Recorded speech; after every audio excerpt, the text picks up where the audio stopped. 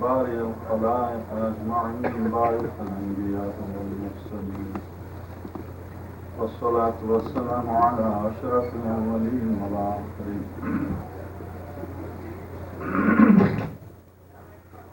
خاتم النبيين الذي دنا فتد الله وكان قاب قوسين أو أدنى حبيبنا وحبيب إله رب العالمين أبي القاسم محمد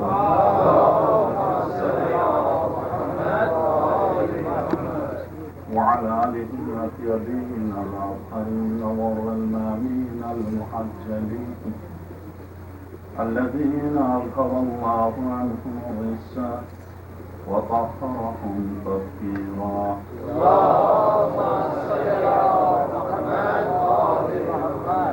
واللعنة الدائمة على أعدائهم أجمعين من أول يوم ظلمهم إلى لقاء يوم الدين.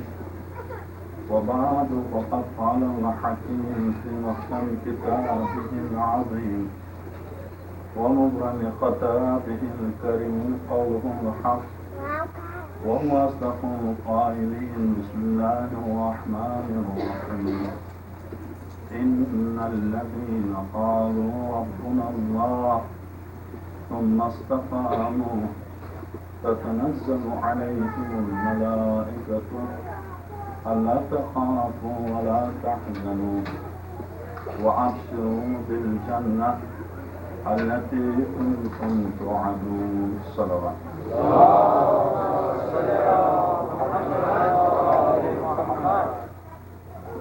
ترجمة الناصرة سے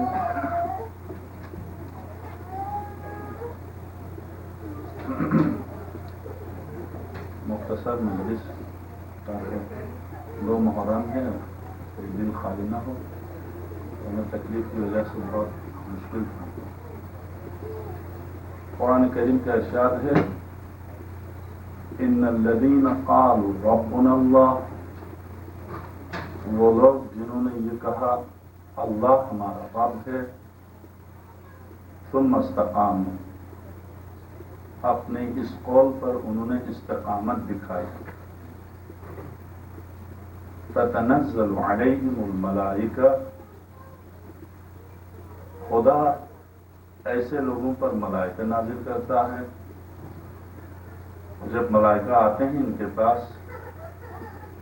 تو ان بندوں سے کہتے ہیں لا تخافوا، مت ڈرو، ولا تحزنوا، غمگین مت ہو جاؤ، وابشروا بالجنہ، اس مختصر سی زندگی میں تم نے تکلیف، مشقت، زحمت اٹھائی، اب تو تم خوش ہو جاؤ. وابشروا، اب ہم تمہیں بشارت دیتے ہیں بالجنہ، جنت کی، التی کنتم توعدون، وہ جنت جس کا وعدہ تم سے کیا گیا تھا. ویسے یہ بات واضح ہے، نہ تو محض عقیدہ کافی ہے اور نہ عقیدے کے بغیر عمل صحیح ہے. انسان کا عمل تابع عقیدہ ہے. عقیدہ بنیاد ضرور ہے عمل کے لیے، مگر اگر خدا پر، اس کے رب ہونے پر، یہاں جملہ قرآن کریم نے اس آیت میں رب کا لفظ استعمال کیا کیونکہ جس کے معنی ہیں پروردگار، پالنے والا، وسائل رزق فراہم کرنے والا، رزق دینے والا. جو شخص یہ سمجھتا ہے کہ رازق خدا ہے، رزق دینے والا خدا ہے، پروردگار خدا، اور اس پر ثم استقاموا، پھر اس بات پر اس نے استقامت دکھائی، کیا معنی؟ اس استقامت کے کیا معنی؟ یعنی مجاہد کو بھی، راہ خدا میں جہاد کرنے والے کو بھی اتنی عظیم خوشخبری نہیں دی گئی جو اپنے اس عقیدے پر استقامت دکھانے والے کو خوش ہوا. ابشروا بالجنہ، یعنی صاف طور سے کہا جا رہا تمہیں جنت کی خوشخبری ہو. اللہ کا خوف، اب تمہیں ڈر نہیں، کس چیز کا ڈر اور کا خوف؟ اللہ کا خوف. ولا تحزن، استقامت کے کیا معنی؟ رب ہمارا ہے، یقیناً ہم سب جانتے ہیں اللہ ہمارا رب ہے، اللہ ہمارا رازق ہے، اللہ ہمارا خالق ہے، زندگی وسائل زندگی اسی کے ہاتھ میں ہے۔ اس آیت نے اتنی بڑی خوشخبری دی، اس کا مطلب یہ ہوا کہ ہم سب ہمیں خوش ہونا چاہیے، چونکہ ہم سب اللہ ہی کو رب تسلیم کرتے ہیں۔ ایک زبان سے کہنا اللہ رب ہے، اور ایک زبان سے کہہ کے اس پر ڈٹ جانا، اس پر مر جانا، اسی پر آخری لمحے تک ختم ہو جانا بہت مشکل ہے یہ کام۔ ہم مختصر سی مثال دیتے ہیں، ان الذین قالوا ربنا اللہ، وہ لوگ جنہوں نے کہا ہمارا رب اللہ ثم استقام۔ مثلا بہت سے مومنین ایسے ہیں جن کی ملازمت نہیں ہے، ایک سچی مثال دیتے ہیں یہاں کے لحاظ سے بھی بلکہ دنیا بھر کے لحاظ سے۔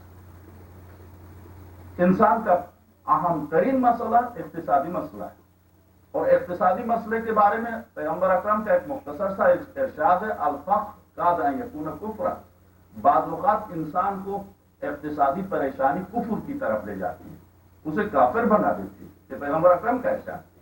واقعاً یہاں قرآن جو ارشاد فرمایا ان الذین قالوا ربنا اللہ ثم استقاموا، اس عقیدے پر استقامت دکھائی، یعنی کیا مطلب؟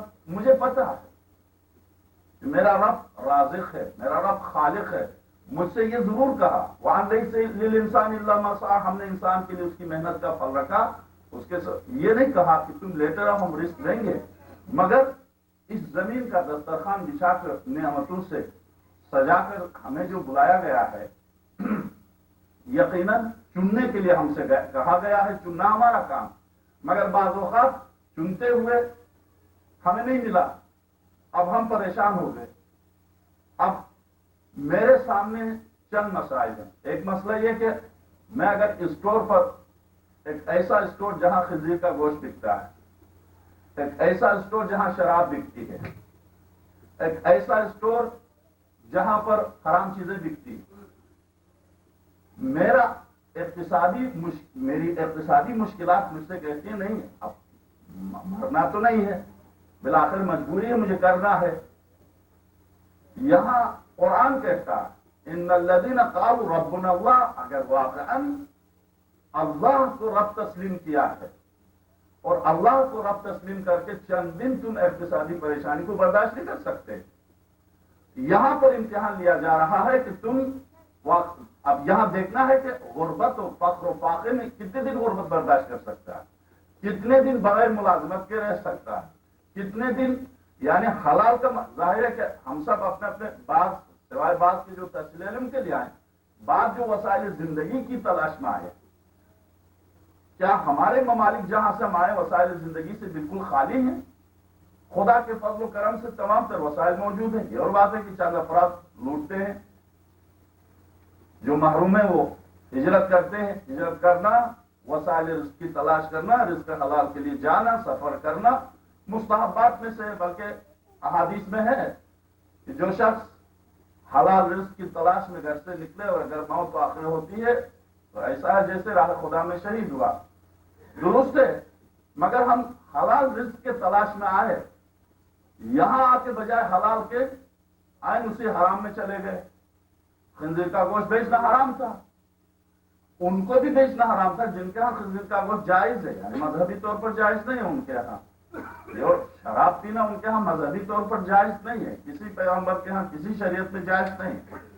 اسی طرح سے اب یہاں مسئلہ اقتصادی مسئلہ ہے، ان الذین قالوا ربنا اللہ، جنہوں نے کہا رب پروردگار خالق رازق اللہ ہے، اگر صبر کیا اور اگر چند دن اس نے تلاش کیے تو خدا والذین جاہدوا فینا، جو لوگ ہماری راہ میں تکلیفیں برداشت کر کے جد و جہد کرتے ہیں، لنہدینہم سبلنا، ہم ان کے لیے راہیں کھول دیتے ہیں، ہم چند دن پریشان ضرور کرتے ہیں، وَلَنَبْلُوَنَّكُمْ بِشَيْءٍ مِّنَ الْخَوْفِ وَالْجُوعِ، یہ بہت بڑا امتحان ہے، اس پر گفتگو ہی نہیں ہے۔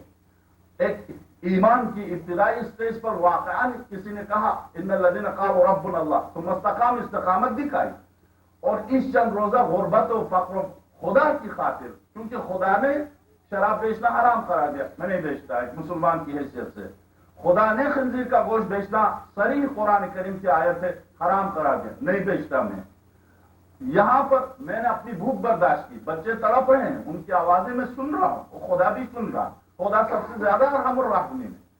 اگر اس مشکل میں استقامت دکھائی اور استقامت کے ساتھ ساتھ مسلسل جدوجہد بھی کرتا رہا، والذین جاہدوا فینا لنہدینہم سبلنا، تم اگر چند روز میرے لیے تکلیف و مشقت برداشت کر سکتے ہو تو یاد رکھو میں تمہیں تڑپانا مجھے پسند نہیں ہے، صرف تمہاری صدا مجھے پسند، تمہاری فریاد مجھے پسند ہے، مگر ایسا نہیں کہ تم تڑپتے رہو اور میں دیکھتا رہوں، نہیں۔ امتحان المال والبنون زینت الحیات الدنیا، مال اور اولاد اس دنیا کی زندگی ہے، دنیاوی زندگی کی زینت ہے، مگر دیکھنا یہ ہے کہ خدا اگر ہر منزل پر خدا ہے، ہر منزل پر خدا سامنے ہے۔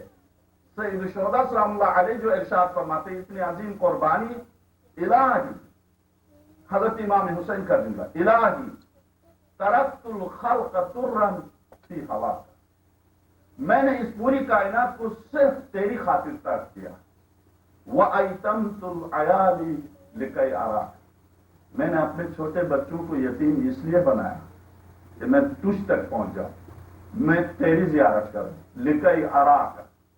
اسی طرح سے حضرت امیر سلام اللہ علیہ سجدے کی حالت میں ضربت لگی، اسی منزل پر ولادت سے لے کر شہادت تک علی کی پوری زندگی کامیابی سے ہمکنار، اسی منزل پر علی کی زندگی میں ناکامی نظر نہیں آئے گی۔ دوست دشمن نے بھی تاریخ چھانٹ کے یہ نشاندہی نہیں کر سکا کہ علی کسی منزل پر ناکام ہوئے ہوں، مگر کیا بات ہے، شہادت کے وقت یہ ارشاد فرماتے فزت برب الکعبہ، رب کعبہ کی قسم آج کامیاب ہوا۔ تو رب یعنی اللہ، اللہ کی مرضی کے مطابق جینا اور اللہ کی مرضی ہی میں جانا، یہ انسان کی کامیابی ہے۔ زندگی اللہ کی مرضی کے مطابق بسر کرنا، یہ انسان کی کامیابی ہے۔ حضرت فرماتے ہیں انی ما رأیت شیئا، حضرت امیر کا جملہ، میں نے کسی چیز کو نہیں دیکھا الا قبلہ اللہ وبعدہ اللہ ومعہ اللہ، میں نے کسی چیز کو نہیں دیکھا مگر ایک اس سے پہلے خدا کو دیکھا، اس کے بعد خدا کو دیکھا، اس کے ساتھ خدا کو دیکھا۔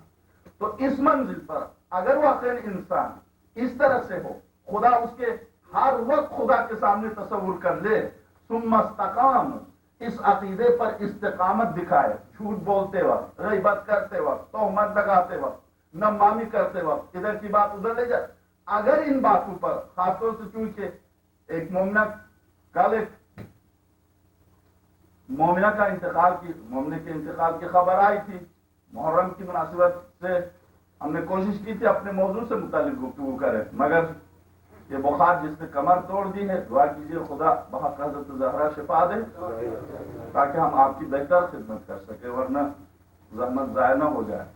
تو آج چونکہ شب جمعہ ہے اور شب جمعہ کی مناسبت سے جو مومنہ کی مناسبت سے بھی اور کچھ مومنات کی خواہش کی بنا پر یہاں صرف عقیدے کی منزل پر قرآن کریم نے بعض مقامات پر انسان کے اعمال کو، بعض اعمال کو بعض اعمال سے منسلک کر دیا۔ یہ آپ ذہن میں رکھیے، چونکہ یہاں سے اب میں ایک پہلو کی طرف جا رہا ہوں ان مومنات کی خواہش کی بنا پر، اگرچہ اس موضوع پر اتنی مجالس یہاں پڑھی گئی مجھے خود یاد ہے، مگر پتہ نہیں بہت شدت سے ان کی خواہش تھی، تو اس بنا پر ارشاد ہوا خدا نے تین چیزوں کو تین چیزوں سے منسلک کیا ہے، اپنی اطاعت و عبادت کو والدین کی اطاعت و عبادت سے، نماز کو زکوٰۃ سے، نماز کو زکوٰۃ سے منسلک کیا۔ حضرت امیر سلام اللہ علیہ ارشاد فرماتے ہیں جو مسلمان نماز پڑھ کے زکوٰۃ نہ دے غلط فہمی کا شکار ہے کہ اس نے نماز پڑھی، جو مسلمان اللہ کا شکر ادا کر کے، خدا کا شکر ادا کر کے والدین کا شکر ادا نہ کرے غلط فہمی کا شکار ہے کہ اس نے اللہ کا شکر ادا کیا۔ زکوٰۃ کے اس کے نماز کے بارے میں جہاں کہیں 700 مقامات پر قرآن کریم میں نماز اور زکوٰۃ کا ذکر ہے، جہاں نماز کا ذکر ہے اقیموا الصلاۃ، نماز قائم کرو، وآتوا الزکوٰۃ، فوراً زکوٰۃ، اور اسی طرح سے ان اشکر لی، اے انسان میرا شکر ادا کر، ولوالدیک، فوراً والدین کا ذکر ہے اور میرے شکر کے ساتھ والدین کا شکر ادا کر۔ اور اس کے ساتھ اپنی اطاعت کے ساتھ والدین کی اطاعت کو منسلک کر دیا. صرف بعض اوقات اللہ پر عقیدہ ہے، مکمل ہے، خدا کو خالق و رازق ہو، بہت مومن ہیں، مخلص ہیں، نماز پڑھتے ہیں، روزے رکھتے ہیں، حج بھی کرتے ہیں، کار خیر بھی کرتے ہیں، امام حسین کے نام پر مجلس بھی پڑھتے ہیں، مجلس میں آتے ہیں، روتے بھی ہیں. مگر ان تمام تر اعمال کے باوجود بعض اعمال چونکہ انسان کو امید اور خوف کے بیچ میں رکھا گیا، نہ تو کسی عمل کی یہ ضمانت دی گئی ہے کہ یہ عمل کر لو سیدھے جنت چلے جاؤ گے، نہ کسی عمل کے بارے میں یہ کہا گیا کہ اب مایوس ہو جاؤ. مایوسی سب سے بڑا گناہ ہے. حضرت امام رضا سلام اللہ علیہ کی خدمت میں عبداللہ سیرفی کے نام سے ہارون رشید کا گورنر تھا، اس گورنر حمید نام تھا اس کا. عبداللہ سیرفی ایک شخص تھا جو تجارت کیا کرتا تھا ہارون رشید کے گورنر کے ساتھ مل کے.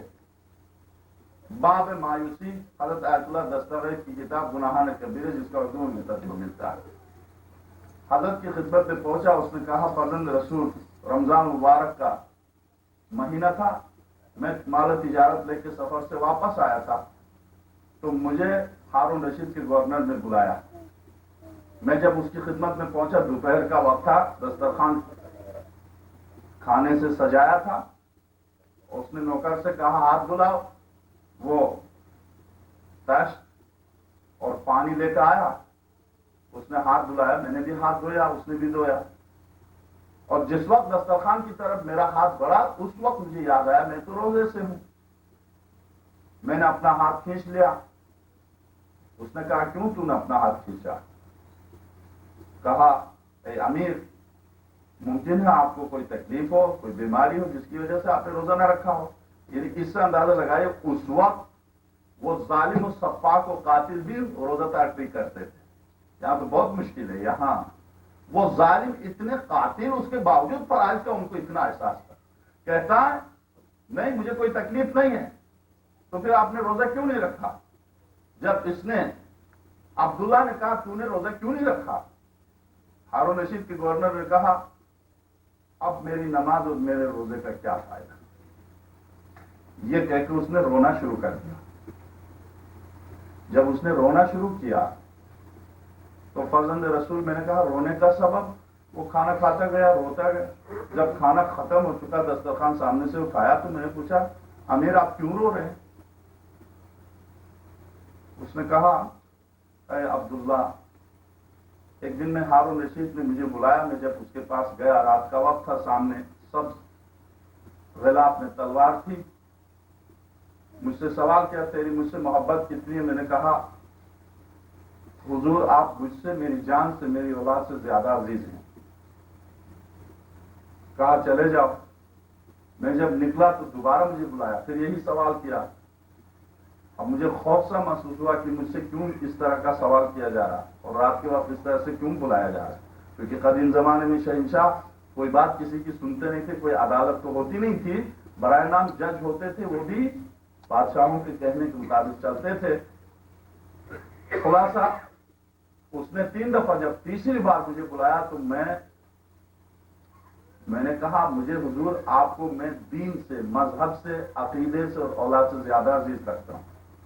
تب اس نے مسکرا کے کہا اگر تم سچ کہتے ہو کہ یہ تلوار اٹھاؤ، اس سیاہ غلام کے ساتھ چلے جاؤ، یہ جس کو دکھایا اسے قتل کر دو. جب میں اس کے ساتھ گیا، ایک زندان، ایک جیل جس میں 3 کمرے تھے، ایک کمرے کے سامنے گیا، بہت خوبصورت ایک جوان کو لے کر کہا اسے قتل کر دو. میں نے قتل کیا. دوسرے کو لے کر آیا، اس کا سر 20 جوانوں کا سر قلم کر دیا. اس کے بعد دوسرے کمرے کے پاس لے کے گیا، پھر 20 جوانوں کا سر قلم کیا. تیسرے کمرے میں جب لے کے گیا، 19 کا میں سر قلم کر چکا تھا. آخر میں دیکھا نحیف ہو، ناتوا، ایک ضعیف العمر شخص جس کی داڑھی سفید ہو چکی تھی، کانپتا ہوا آیا. اس نے کہا اے شخص، تو نے 60 اولاد زہرا کو ذبح کیا، اب قیامت کے دن تو کس طرح سے آئے گا؟ میرے ہاتھ سے تلوار چھوٹی اور اس کے بعد میری ہمت نہیں تھی. اس غلام نے کہا دیکھو تو نے امیر سے وعدہ کیا ہے، ایک کم 60 کو تو قتل کر چکا ہے، اب یہ ایک رہ گیا، میں نے آنکھ بند کر کے تلوار اٹھائی اور پھر اس کو بھی قتل کیا۔ اب 60 سادات کے ذبح قتل کے بعد اب کیا روزہ رکھنا ہے، اب کیا نماز پڑھنی؟ فرزند رسول وہ اس طرح سے روزہ نہیں رکھتا تھا، تو حضرت فرماتے ہیں اس 60 سادات کے قتل سے عظیم تر مایوسی عظیم تر ہے، یعنی وہ بھی گناہ ہے، یقیناً جائے گا، جہنم میں ضرور جائے گا۔ من قتل نفسا، جو ایک شخص کو قتل کر دے متعمدن عمدن جان بوجھ کے، فجزاؤ جہنم خالدا فیہا، اس کی جزا جہنم ہے۔ یہاں تو 60 سادات کو قتل کیا، مگر توازن کر رہے ہیں حضرت، خود توازن کرو، 60 سادات کے قتل سے بھی مایوسی عظیم تر ہے۔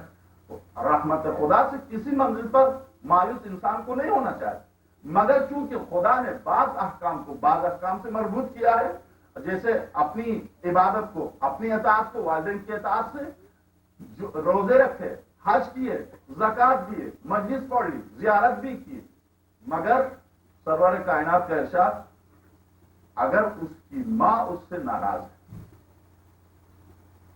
صفا و مروہ کے بیچ میں سائے کرتے ہوئے مر جائے، اگر اس کی ماں اس سے ناراض ہے، لا یشم رائحۃ الجنہ، ہرگز وہ شخص جنت کی بو نہیں پا سکتا۔ لا یشم رائحۃ الجنہ، قرآن کریم نے خاص والدین کے بارے میں اگرچہ 7 مقامات پر ارشاد فرمایا، مگر ایک مقام پر جس نزاکت کے ساتھ ارشاد فرمایا، اس آیت کے بعد میری گفتگو ختم، کیونکہ ہمت ختم ہو رہی ہے، ارشاد ہوا وَقَضَىٰ رَبُّكَ، تیرے رب نے فیصلہ کیا میرے حبیب اللہ تعبدوا الا اياه، عبادت نہ کی جائے سوائے اس کے، وبالوالدین احسان، خدا کی عبادت کے بعد اہم ترین ذمہ داری، اہم ترین فریضہ، واجب، وبالوالدین احسان، والدین کے ساتھ احسان کرنا۔ والدین کے ساتھ احسان کس طرح سے کیا جائے، نیکی کس طرح سے کی جائے؟ نہیں کہا والدین کے فرائض ادا کرو، والدین کی جو تمہارے گردن پر ذمہ داری وہ ادا، نہیں، احسان میں اور فریضے کی ادائیگی میں فرق ہے۔ فرق اس طرح سے حضرت آیت اللہ باقر صدر شہید رضوان اللہ تعالی اس احسان کی تعریف کرتے ہوئے فرماتے ہیں، ہماری اقتصادیات جو ان کی کتاب ہے اقتصادنا، اس میں تحریر پر حضرت صادق سلام اللہ علیہ سے روایت نقل کی، فرماتے ہیں آپ کے پاس 1 روپیہ ہے، آپ کا ہمسایہ بھی بھوکا ہے اور آپ کی بھی کل جائیداد 1 ہی روپیہ ہے، اگر آپ یہی 1 روپیہ اپنی بھوک برداشت کر کے ہمسائے کو دیتے ہیں، یہ احسان ہے۔ اگر آپ کے پاس 2 روپے ہیں اور ہمسایہ بھوکا ہے تو آپ مالک ہی صرف 1 روپے کے ہیں، کیونکہ آپ کے ہمسایہ کا حق ہے، آپ کا حق ہی نہیں، آپ نے فرض ادا کیا، احسان نہیں کیا۔ تو احسان یعنی آپ کے پاس 1 روپیہ تھا، آپ نے اپنی بھوک برداشت کیا، آپ نے ہمسائے کو دیا، یہ ہے احسان۔ تو خدا نے اپنے لیے تو کہا وَقَضَىٰ رَبُّكَ أَلَّا تَعْبُدُوا، کسی چیز کی عبادت نہ کرنا اِلَّا إِيَّاهُ، سوائے خدا کی، وَبِالْوَالِدَيْنِ إِحْسَانًا، حضرت فرماتے ہیں اتنی فوراً بلا فاصلہ وَبِالْوَالِدَيْنِ إِحْسَانًا، حضرت صادق السلام اللہ علیہ فرماتے ہیں، اس لیے کہ کہیں غلط فہمی کا شکار نہ ہو انسان کہ اس کی تربیت و تخلیق میں صرف ذات اقدس الہی ہے، اور وہ ہستیاں جنہوں نے ابتدائی تربیت سے لے کر انتہا تک زحمت و مشقت سے پالا، کسی منزل پر اگر ان کو بھول گیا ہے تو وہ ایسا ہی ہے جیسے مجھے بھولا، اس لیے کہ بے شک میں نے پیدا ضرور کیا، مگر تربیت کے لیے انہی کو سبب قرار دیا۔ وَقَضَىٰ رَبُّكَ أَلَّا تَعْبُدُوا إِلَّا إِيَّاهُ وَبِالْوَالِدَيْنِ إِحْسَانًا، والدین کے ساتھ احسان سے پیش آنا۔ اما یبلغن، احسان اب کس طرح سے؟ اما یبلغن، اگر ان کی ضعیفی، ان کا بڑھاپا ہو، جب ضعیف ہو جائیں، بڈھے ہو جائیں، یبلغن عندک الکبر، تمہارے پاس جب وہ دونوں بڈھے ہو جائیں، احدہما، دونوں میں سے ایک، او کلاہما، یا دونوں، فلا تقل لہما اف، ان کے سامنے اف نہ کرنا۔ حضرت صادق صلی اللہ علیہ سے روایت نقل کی ہے، حضرت آیت اللہ دستغیر میں گناہان کبیرہ آخ الوالدین میں فرماتے ہیں اگر اف سے کم تر والدین کی تکلیف کے لیے کوئی بات ہوتی تو خدا اس کا ذکر کرتا۔ اف یعنی جو زبان سے ہم والد نے کہہ دیا یا والدہ نے کہہ دیا بیٹے یہ کام کرو، زبان سے نہیں، کچھ نہیں کہا، حضرت فرماتے ہیں خواہ زبان سے نہ کہیں، اگر چہرے پر شکن آ جائے، والد اور والدہ کے حکم کے مقابلے میں چہرے پر شکن آ جائے، حضرت صادق صلی اللہ علیہ فرماتے ہیں اگر اس شکن کی بنیاد پر ان کا دل ٹوٹ جائے والدین کا، 40 دن تک اس شخص کی نماز قبول نہیں ہے، 40 دن تک اس شخص کی نماز قبول نہیں ہے۔ اس کے بعد آگے بڑھ کے قرآن کہتا اما یبلغن عندک الکبر احدہما او کلاہما، دونوں اگر ضعیف ہو جائے فلا تقل لہما اف، ان کے سامنے اف نہ کرنا، ولا تنہرہما، غصے سے گفتگو نہ کرنا، وقل لہما قولا کریما، جب ان سے گفتگو کرو سر جھکا کے نرم لہجے سے گفتگو کرو، وقل، جب وہ ماریں، جب وہ پیٹیں، جب وہ غصہ کریں، جب وہ تمہیں کچھ کہیں، وَخْفَضْ جَنَاحَ الذُّلِّ مِنَ الرَّحْمَةِ، تم اپنی ذلت کے پر ان کے نیچے بچھا دو۔ تمہیں حق نہیں ہے سر اٹھا کے بولنے کا، تمہیں یہ حق نہیں دیا گیا، تم امریکہ میں یونیورسٹی پاس کر کے گئے تھے اور وہاں والدین اس زمانے میں یہاں نہیں آ سکتے تھے تو تم اکڑ جاؤ ان کے سامنے، نہیں۔ قرآن کریم کا ارشاد وَقُلْ لَهُمَا رَبِّي ارْحَمْهُمَا كَمَا رَبَّيَانِي صَغِيرًا، جب وہ تمہیں کچھ کہتے ہیں، یا حضرت صادق صلی اللہ علیہ نے فرمایا بیچ میں جو جملہ ہے وہ اس طرح سے کہ اگر وہ مارتے ہیں، اگر وہ غصہ کرتے ہیں تو تم ہاتھوں کو بلند کر کے کہہ دو ربی ارحمہما، اے میرے معبود میرے ان دونوں والدین پر تو رحم کر، کما ربیانی صغیرا، جس طرح سے بچپنے میں انہوں نے مجھ پر رحم کیا۔ اس آخری جملے نے انسان کی ابتدائی زندگی کو یاد دلایا کہ دیکھو تم ابتدا میں کیا تھے، اگر ماں جیسی ہستی نہ ہوتی تو اپنی نجاست میں اسی ابتدا ہی میں مر جاتا۔ اسی لیے پیغمبر اکرم سے ایک جوان نے سوال کیا یا رسول اللہ میں اپنی ماں کے احسان کا، بلکہ میری ماں زمین گیر ہو چکی ہے، میں اپنے ہاتھ سے نہلاتا ہوں، دلاتا ہوں، کپڑے پہناتا ہوں، صفائی کرتا ہوں اور کھانا پکا کے لے جا کے اپنے زانوں پر جس طرح سے بچے کو بٹھا کے میں اپنے ہاتھ سے کھلاتا ہوں، کیا میں نے اپنی ماں کا حق ادا کیا؟ تو پیغمبر اکرم نے عجیب جملہ ارشاد فرمایا نہیں ہرگز نہیں، تو نے ماں کا حق ادا نہیں کیا۔ کہا یا رسول اللہ اس سے بڑھ کر تو میں کچھ بھی نہیں کر سکتا۔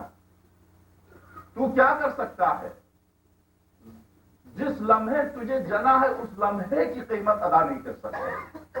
کہاں تو ماں کی پوری زندگی جو رحمت کی ہے، تو جو یہ سمجھ رہا ہے کہ چونکہ وہ زمینگیر ہو چکی ہے، بے بس ہے، انہیں نہلاتے ہو، دلاتے ہو، کھلاتے ہو، تم یہ سمجھ رہے کہ ان کی خدمت پوری کی، مگر تمہاری خدمت اور ان کی خدمت میں فرق یہ ہے جس وقت تم بے بس تھے وہ تمہاری خدمت کرتی تھی تو خدمت بھی کرتی تھی، دعا بھی دیتی تھی۔ اس وقت تم صرف خدمت کرتے ہو، دعا نہیں دیتے ہو۔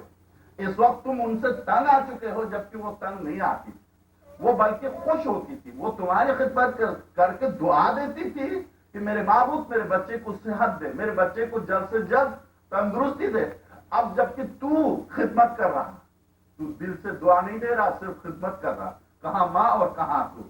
اسی طرح سے پیغمبر اکرم کی خدمت میں ایک اور جوان آیا، جہاد کی طرف جا رہے تھے، ابتدائی اسلام کا واقعہ ہے، مدینے میں سن 2 یا 3 ہجری کا واقعہ، جہاں ایک شخص کی ضرورت تھی، یعنی اتنی ضرورت تھی اسلام کی عظمت اور اس کی بقا کے لیے کفار اور مشرکین کے مقابلے کے لیے کہ پیغمبر اکرم نے تازہ خذاب کا حکم جاری کیا تھا مسلمانوں میں تاکہ کفار کے مقابلے میں مسلمان جوان نظر آئیں، روب طاری ہو۔ یعنی ایک طریقہ جنگ کا، ان میں سے ایک طریقہ یہ بھی تھا کہ روب طاری ہو، مسلمان سب کفار کے مقابلے میں جوان نظر آئے۔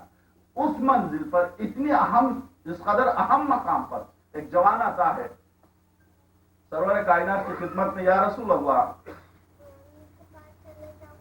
شوق شہادت نے مجھے تڑپایا ہے، میں چاہتا ہوں راہ خدا میں شہید ہو جاؤں، میں چاہتا ہوں جہاد میں چلا جاؤں۔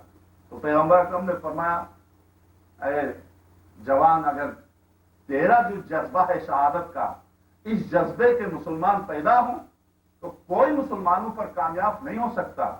دعائیں دی پیغمبر اکرم نے۔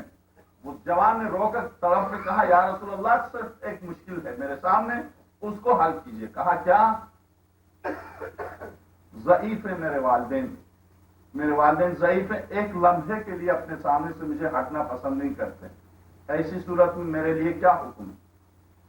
پیغمبر اکرم کا ارشاد، حضرت آیت اللہ دستگیر حقوق والدین گناہان کبیرہ، جہاں سے جملہ عرض کر رہا ہوں، حضرت نے فرمایا فوالذی بیدہ نفس محمد، اس ذات اقدس کی قسم جس کے قبضہ قدرت میں محمد کی جان ہے، والدین کے سامنے زانو ادب طے کر کے ایک لمحے بیٹھ کے انہیں خوش کرنا، 1 साल तक मुसलसल राह खुदा में जहाद करने से अफजल।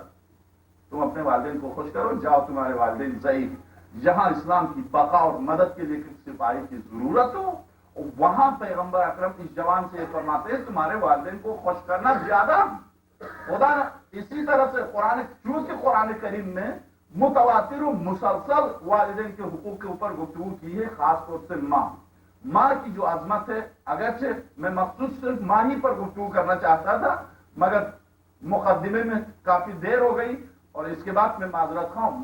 वाकई माँ की अहमियत जैसा रिवायात में है कि न सिर्फ माँ जिंदगी में माँ का हक था और मरने के बाद माँ का हक खत्म हुआ, न सिर्फ ये कि माँ की खिदमत उन्हीं के फायदे के लिए। हजरत पैगंबर अकरम की खिदमत में और हजरत सादिक सलामुल्लाह अलैहि की खिदमत में एक जवान आया, उसने गुर्बत और फख्र और फाके की शिकायत की। कहा वसाइल रिज़्क जहां जाता हूं, बल्कि उसने कहा मैं बहुत बड़ा ताजिर था। फर्जंद रसूल हजरत सादिक सलामुल्लाह अलैहि का वाक़या, फर्जंद रसूल में बहुत बड़ा ताजिर था। सूरत हाल ये कि मेरा माल तबाह हो चुका है और अब मैं बर्बाद हो चुका हूं। अब सूरत है यह है कि सोने पर हाथ लगाता हूं तो वो रेत में तब्दील हो जाता। मैं कुछ समझ में नहीं आ रहा, मैं क्या करूं। हजरत ने फरमाया क्या तुम्हारे वालिदैन नहीं है? कहा नहीं है। तो क्या उनकी कब्र का इल्म नहीं है? कहा फर्जंद रसूल कब्र का इल्म है। मुझे ताज्जुब है तुझे अपनी माँ की कब्र का इल्म हो और फिर भी तू गुर्बत की शिकायत करता है। कहा फर्जंद रसूल मैं क्या करूं? माँ की कब्र पर पांची पर लेट के इतना रो तुझे खुद तस्कीन हो कि माँ की रूह ने तुझे दुआ दी, माँ की रूह ने तुझे दुआ दी है, तू जिंदगी में कभी परेशान नहीं होगा। इसीलिए हजरत अली सल्लल्लाहु अलैहि फरमाते हैं जो शख्स मुझे सिर्फ 2 बातों की जमानत दे मुझसे 5 बातों की जमानत ले। जो शख्स सिर्फ ये जमानत दे इब्तिदाए पैदाइश से इंतहाई जिंदगी तक अपने वालिदैन को किसी मंजिल पर नाराज नहीं करेगा, मुझसे 5 बातों की जमानत दे। जान कंदनी के वक्त उसके सराने में आऊंगा, कब्र में उसकी शफाअत के लिए मैं आऊंगा और जब तक वो जिंदा है बाइज्जत जिंदगी और आखिरत में शफाअत और जन्नत के जिस दरवाजे से चाहे दाखिल करना, ये जमानत मैं उसको दूंगा। जो 2 बातों की सिले रहीम यानी पूरा खूनी जो रिश्तेदार है, क्योंकि इस्लाम एक यहां जो आप देख रहे हैं यहां की जिंदगी से जो मुतासिर हो, अल्हम्दुलिल्लाह अब तो यानी इनकलाब मुकद्दस ने आंखें खोल दी। मुसलमान गैर मुसलमानों की आंख खुल गई। एले में बाज़ औक़ात अखबारात में आ जाता है ज्वाइंट फैमिली का सिस्टम होना चाहिए, क्योंकि ये तो कुत्ते और बिल्ली को पालते हैं। औलाद की अहमियत क्या है और वालिदैन की अहमियत क्या है इन्हें नहीं पता।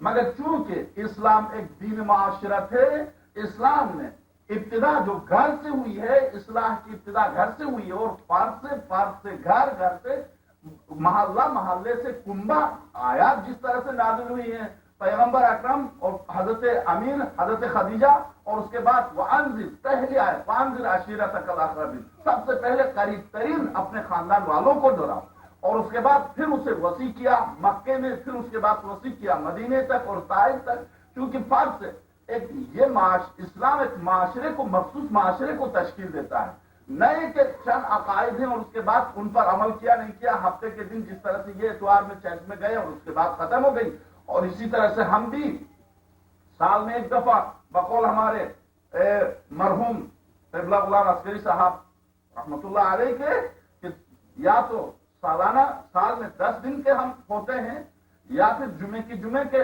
नहीं। इस्लाम इस तरह से नहीं है। इस्लाम एक दीन माशरत है, उसने मुकम्मल एक ज़ाते हयात पेश किया है। खुलासा उसमें मियाँ बीवी के हुकूक, उसमें वालिदैन के हुकूक, इसमें औलाद के हुकूक।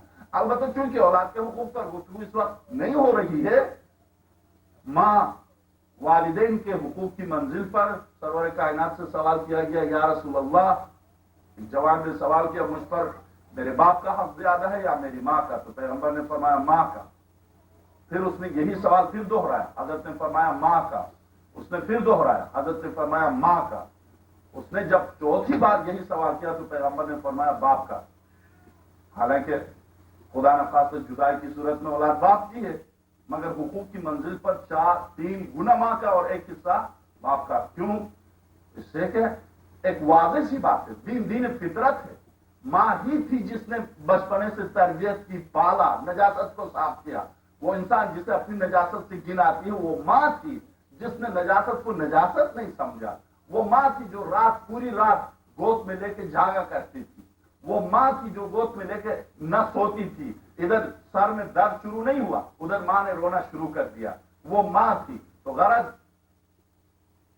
ماں واقعا محبت کی منزل پر بھی حضرت امیر سلام اللہ علیہ کی شہادت کے وقت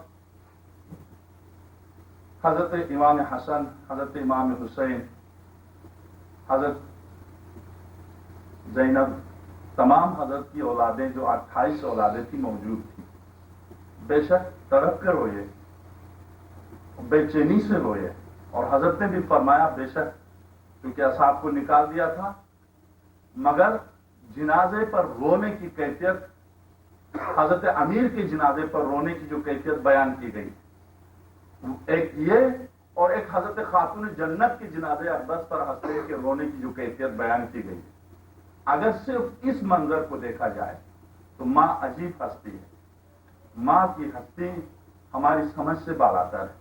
آیت اللہ دستگیر لکھتے ہیں کہ داستان راستان میں بنی اسرائیل میں ایک جوان نے اپنی ماں کو قتل کیا، اپنی ماں کو قتل کر کے چھری سے خون بہ رہا تھا اور چھری ہاتھ میں لے کے دوڑ رہا تھا، آگے جا رہا تھا، سامنے پتھر تھا، ماں کی کٹی ہوئی رگوں سے آواز آئی بیٹے سامنے پتھر ہے۔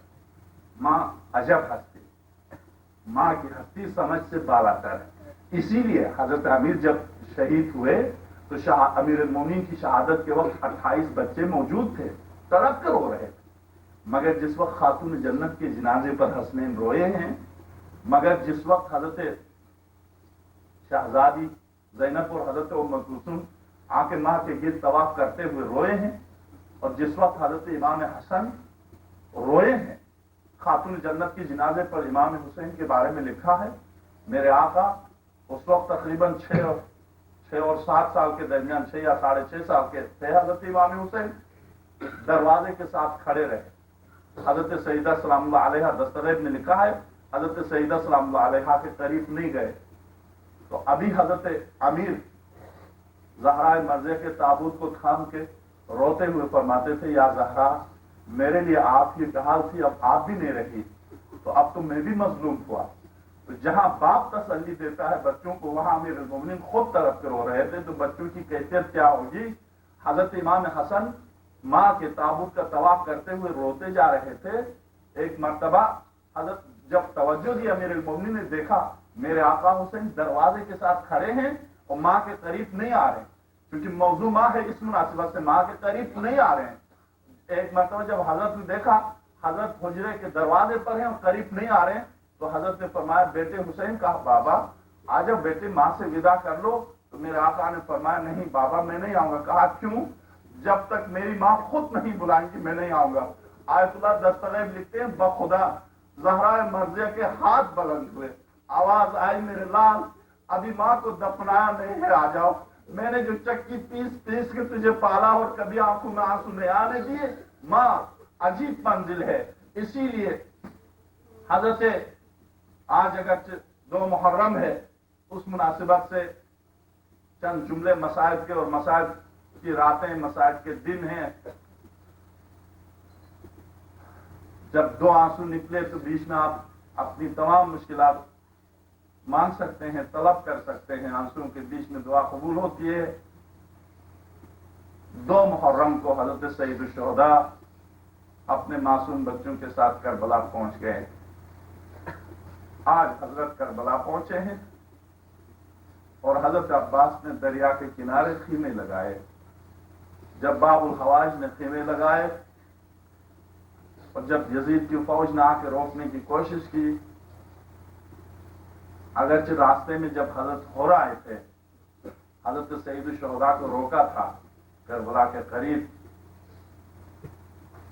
حضرت سید الشہداء سلام اللہ علیہ کو روکا۔ بہتر یہ ہے کہ اسی مکالمے کو میں آپ کی خدمت میں عرض کروں۔ جب ہور نے آگے بڑھ کے روکا تو حضرت نے فرمایا ہور میں اہل کوفہ کے بلانے کی وجہ سے آیا ہوں، اگر مجھے منع کرتے ہیں تو میں واپس چلا جاتا ہوں، میں اپنے بچوں کو لے کے واپس جاؤں گا۔ کہا نہیں فرزند رسول اجازت نہیں ہے۔ اے ہور اگر ایسا ہے इजाजत नहीं है वापस जाने की, ठीक है, मुझे छोड़ दो, मैं देहातों में जाकर अपने बच्चों के साथ जिंदगी बसर करूंगा। और ने कहा फर्जंद रसूल इसकी भी इजाजत नहीं। अगरचे इस गुफ्तगू के दौरान किसी मंजिल पर उसने जसारत नहीं की, तहजीब से गुफ्तगू की, और जब हजरत ने फरमाया ऐ हौर मेरे साथ मेरे बच्चे हैं और खवातीन इस्मत और तहारत मेरी बहनें हैं, मैं देहातों में चला जाऊंगा, किसी को किसी किस्म की तकलीफ नहीं होगी। और ने यह कहकर जब हजरत ने अपने जुलजना का रुख पलटा तो हौर ने आगे आके रोकने की कोशिश की। इस मंजिल पर मुआरिख लिखते हैं हजरत बाबुल हवाज उतरे, सामने आके हौर से कहे हौर अब्बास की मौजूदगी में हुसैन के घोड़े की लगाम तू नहीं रोक सकता, ये तू कौन है जो लगाम थाम रहा? हजरत ने फरमाया अब्बास नहीं, ये मंजिल नहीं है। हजरत खुद उतरे, नमाज का वक्त था, नमाज पढ़ी, और खौर की पूरी फौज ने हजरत के पीछे नमाज पढ़ी। नमाज पढ़ने के बाद फिर हजरत से गुफ्तगू हुई और ने कहा फर्जंद रसूल हमारे घोड़े प्यासे हैं। तो हजरत ने फरमाया जितने मशकीजे में जितने पानी, मशकीजे खोल दो, इनके तमाम घोड़ों को पानी पिला दो। जब पानी हैवानात को पिलाया गया और पूरी फौज हौर की फौज ने पानी पी लिया, हजरत ने और से फिर कहा अरे हौर तुम छोड़ दो, मैं अपने बच्चों के साथ। और ने कहा फर्जंद रसूल मैं मजबूर हूं, मुझे इजाजत नहीं दी गई। अच्छा तुम अगर इस बात की इजाजत नहीं देते हो तो चलो हम इस रुख पर चलते हैं, करबला की तरफ चले। और जब सरजमीन करबला के करीब आए, हजरत बाबुल हवाज ने खीमे दरिया के किनारे लगाए। हजरत ने फरमाया जिस वक्त फौज यजीद ने रोकने की कोशिश की तो फिर बाबुल हवाज ने मुदाखलत की, नहीं हमारे खीमे यहीं लगेंगे। फिर सईद शोहदा सलामुल्लाह अलैहि ने फरमाया नहीं अब्बास हमारे खीमे पीछे लगेंगे। हजरत ने वहां से खीमे हटाए और हटाने के बाद हजरत ने खीमे हटा दिए। यहां पर इसीलिए हजरत हौर के बारे में जब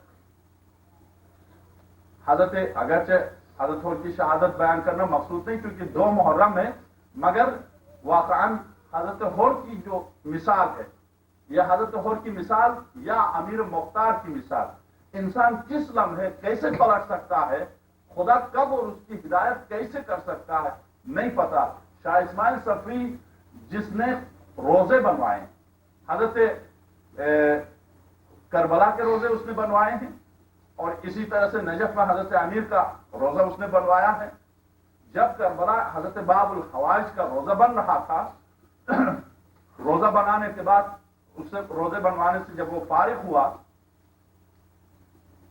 तो उसने कहा हौर की कब्र कहां? लोगों ने कहा हौर की कब्र करबला से बाहर है। कहा मैं हौर की कब्र भी बनाना चाहता हूं। सितारगान दरअसल 18 जिल्दें हैं, उसमें तीसरी जिल्द में ये वाक़या दिया है मैं हौर की कब्र भी बनाना चाहता हूं। तो करबला वाले 2 तकसीम थे। कुछ लोगों ने ये कहा क्या उस शख्स की कब्र बनाओगे जिसने फर्जंद रसूल को रास्ते से रोक के लाया, उसकी क्या कब्र बनाते हो? कुछ लोगों ने कहा नहीं, जब उसकी शहादत मेरे आका ने कबूल की, जब उसे मेरे मौला ने माफ कर दिया और फिर यह कि हजरत के सामने वो और उसके बेटे शहीद हुए, तो अब कोई वजह नहीं कि हौर की अजमत का बयान किया जाए, उसकी मुसीबत। और हजरत सईद शोहदा के तमाम शोहदा में वो शरीक है। 2 ग्रोह है। क्योंकि शाह इस्माइल सफी खानदान ऐसे नहीं थे जो गुजर गए। खुलासा उसने जब देखा ये 2 ग्रोह हैं और के बारे में 2 नजरियात पाए जाते हैं, तो चूंकि कुरान करीम ने कहा वला तहसबन्नल्लज़ीना क़ुतिलू फ़ी सबिलिल्लाहि अमवात, राह खुदा में जो शहीद होते हैं उन्हें मुर्दा नहीं कहना। जिस्म टुकड़े टुकड़े हो जाए, जिस्म बिखर जाए, फिर भी मुर्दा नहीं कहना, बल अहया बल्कि जिंदा। अगर हौर की शहादत मेरे मौला ने कबूल की है, क्योंकि नजफ और करबला की जो कब्रें बनाई गई हैं, आइमा अलैहिस्सलाम की जो रोजे बने, हर रोजे के बारे में पूरी तफसील से दिया है कि हर रोजे में बाकायदा खुदाई हुई और बाकायदा देखा, मासूम के जनाजे अक़दस को देखा और फिर बनाया। जब हौर की कब्र बनाने गया तो हौर की कब्र की मिट्टी हटा ली, और जब मिट्टी हटा ली देखा हौर की कब्र से खुशबू आ रही। शाह इस्माइल शफी समझ गया ये खुशबू सिर्फ शहीद की खुशबू है। वो कब्र में बजाते खुद उतरा। जब कब्र में उतरा उसकी कब्र खुशबू से मुअत्तर थी। वो लिबास जो पहन के निकला था घर से 1400 साल पहले, 1300 साल पहले, यानी आज से तकरीबन 150 साल पहले का वाक़या है, जबकि वाक़ई करबला 1400 साल पहले का वाक़या है। जब शाह इस्माइल शफी खुद कब्र में उतरा उसने देखा और ऐसे जैसे कोई थका हुआ इंसान सायदार दरख्त के नीचे आराम से लेटा हुआ। कब्र से खुशबू आ रही थी, वो खुशबू को तलाश करता हुआ गया। उसने देखा हौर का सर एक रुमाल से बंधा हुआ था। ये खुशबू उस रुमाल से आ रही थी। उसने ये किया कि रुमाल खोला, और जैसे ही खोला तो अब कुरान ने जो कहा मुर्दा नहीं कहो। एक आयत में ये कहा इंद रब्बिहिम युरज़क़ून, अपने रब के पास खाते पीते हैं। बगैर खाए पिए खून इंसान कैसे बन सकता है जिस्म में? 1400-1300 साल पहले का शहीद, जैसे ही इसने रुमाल खोला सितारगान दरअसल में लिखा खून ताजा निकला, और के सर से खून ताजा निकला। अपने रुमाल से बांधने की कोशिश की, बंद नहीं हुआ। मिट्टी डालने की कोशिश की, बंद नहीं हुआ।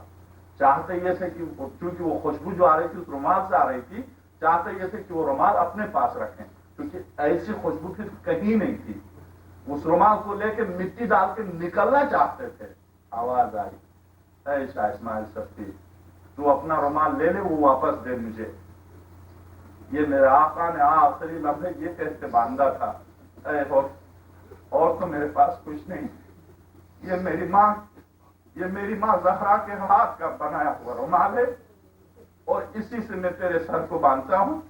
जिस वक्त मेरे आका जमीन करबला पर मैं गिरा था, और जिस वक्त मेरा सर शिगाफ्ता हुआ था, और जिस वक्त मेरे सराने आए थे, और जब मेरे सर को उठा के हजरत ने और के सर को उठा के जानू पर रखा, तो हौर ने एक मरतबा आंख खोलने की कोशिश की, आंखों में खून भरा था। हजरत ने खून को साफ किया, और ने जब देखा, जब हौर के होश और हवास ताजा हुए तो देखा अपने आप को हजरत के जानू पर। हौर ने जब देखा कि हौर का सर हजरत के जानू पर है, एक मरतबा उसने बड़ी हिम्मत से अपना सर हटाया, और जब सर हटाया तो हजरत ने फरमाया, ए हौर, क्या तू ये नहीं चाहता कि तेरे आखिरी लम्हे तेरा सर मेरे जानू पर हो? तो हौर ने कहा, फर्जंद रसूल नहीं। कहा क्यों? आका, इस गुलाम का सर तो आखिरी लम्हे आपके जानू पर हो। ऐ ज़हरा के लाल, आपका सर आखिरी लम्हे किसके जानू पर होगा? मुझे इस मिट्टी पर छोड़ दीजिए, बस मुझे सहरा पर छोड़ दीजिए। और फिर हजरत के कदमों को जो रिवायत बताते हैं, कदमों को मुंह पर लगा के कहते थे, फर्जंद रसूल मुझे माफ कर दीजिएगा। और जब हजरत के पास आए भी थे तो चल के हाथों से चल के आए थे, मुंह में घास लेकर हाथों से चल के। इन्ना लिल्लाह व इन्ना इलैहि राजिऊन।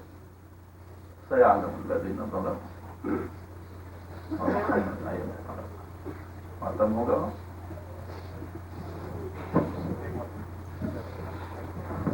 मातम Ya Hüseyin.